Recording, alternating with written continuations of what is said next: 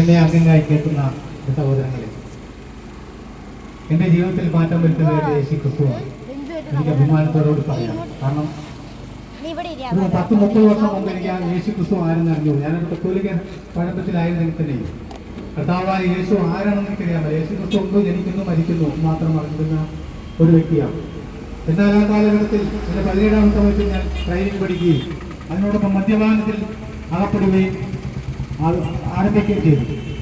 അതുമൂലം എൻ്റെ കുടുംബത്തിൽ ഞങ്ങൾ നാല് മക്കളായിരുന്നു. ഇളയപുത്രനായിരുന്നു ഞാൻ. എന്നെ മാതാപിതാക്കൾ വാത്സല്യത്തോടെ വളർത്തിയതിന് മൂലം ഇത്തിരി തോന്നിവാസങ്ങളിൽ കൂടി നടക്കുവാനും അങ്ങനെ മദ്യത്തിന് പുറകെ പോകുവാനും മദ്യത്തിന് അടിമയായി തീരുവാനും ഇടയായി.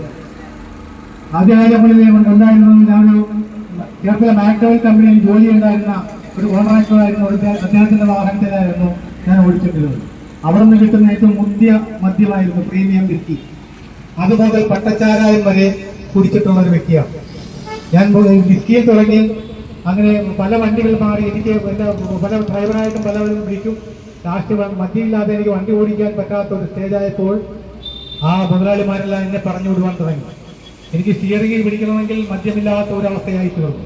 ലാസ്റ്റ് പ്രീമിയം മദ്യം കുടിച്ചിട്ടുള്ള ഞാൻ ഈ ഓട്ടങ്ങൾ പോകുന്ന ഈ തെരുവിലൂടെയും ഞാൻ പല ട്രിപ്പുകൾ പോയിട്ടുള്ള വ്യക്തിയാണ്. അവിടെയും കാണുന്ന അന്ന് ഈ ഒരു ചുമല ബൾബ് കാണും, ചാരായം എന്നൊരു ബോർഡ് കാണും. അതിനകത്തേക്ക് ഏറുക കുടിക്കുക. നേരം വെളുക്കുമ്പോൾ എൻ്റെ കൈകാലുകൾ വിറയ്ക്കുവാൻ തുടങ്ങും. രാവിലെ ഒരു പൊടി ചാരായം കുടിച്ചില്ല എങ്കിൽ എൻ്റെ ശരീരം വിറയ്ക്കുന്ന ഒരു അവസ്ഥയിലായിരുന്നു ഞാൻ. രാവിലെ എഴുന്നേറ്റ് വന്ന് പറഞ്ഞാൽ ഓക്കാനിക്കുമ്പോൾ ഈ മദ്യമാണ്, മഞ്ഞ വെള്ളമാണ് വായിൽ നിന്നും ഓക്കാനിച്ച് പുറത്തേക്ക് വരുന്നത്. ഞാൻ ഇപ്പോൾ പറയുന്നത്, എന്നെ ശ്രദ്ധിക്കുന്ന മദ്യപന്മാരുണ്ടെങ്കിൽ നിങ്ങൾക്ക് ഓർക്കുക, നിങ്ങൾക്കൊരു അനുഭവമായിരിക്കാം. അങ്ങനെ എൻ്റെ കുടുംബം താറുമാറായ സമയമായിരുന്നു. എൻ്റെ അപ്പൻ എന്നെ കണ്ടുകൂടാം, എന്നെ മരിച്ചു കണ്ടാൽ മതിയെന്ന് തീരുമാനിച്ചിട്ടുള്ള സന്ദർഭങ്ങൾ ഉണ്ടായിട്ടുണ്ട്. അങ്ങനെ വിവാഹം ചെയ്താൽ ഇതെല്ലാം മാറും, അവിടെ മാറ്റങ്ങൾ ഉണ്ടാകും എന്നവരെ എല്ലാവരും കൂടിയാലോചിച്ചതിന്റെ പേരിൽ 1984 എൻ്റെ പ്രിയപ്പെട്ടവരുമായുള്ള വിവാഹം നടക്കുവാനും വിവാഹത്തിന്റെ അന്നും ഞാൻ കുടിച്ചുകൊണ്ടാണ് താലി കിട്ടിയത്. കാരണം കൈകാലുകൾ വറക്കുന്നത്. അങ്ങനെയുള്ള ഒരു സ്റ്റേജിലായിരുന്നു എൻ്റെ കുടുംബജീവിതം മുന്നോട്ട് പോയത്. ഒരു കുട്ടിയായി, പെൺകുട്ടിക്ക് 3 വയസ്സായി. പക്ഷെ എൻ്റെ കുട്ടി നിർത്തുവാൻ സാധിച്ചില്ല. എൻ്റെ പ്രിയപ്പെട്ടവളെ ദേഹോദ്രം ചെയ്യും. അവളിട്ടുന്ന ആഭരണങ്ങളെല്ലാം പിടിച്ചു പറിച്ച് നേരെ കൊണ്ടുപോയി മദ്യഷാപ്പിൽ കൊണ്ടുപോയി കുടിക്കുകയും നാട്ടുകാർക്കും വീട്ടുകാർക്കും വേണ്ടാത്തവനായി ഒരു പേരും വേണോ, പട്ടപ്പോൾ എന്നുള്ള പേരും എനിക്ക് പോയി വന്നു.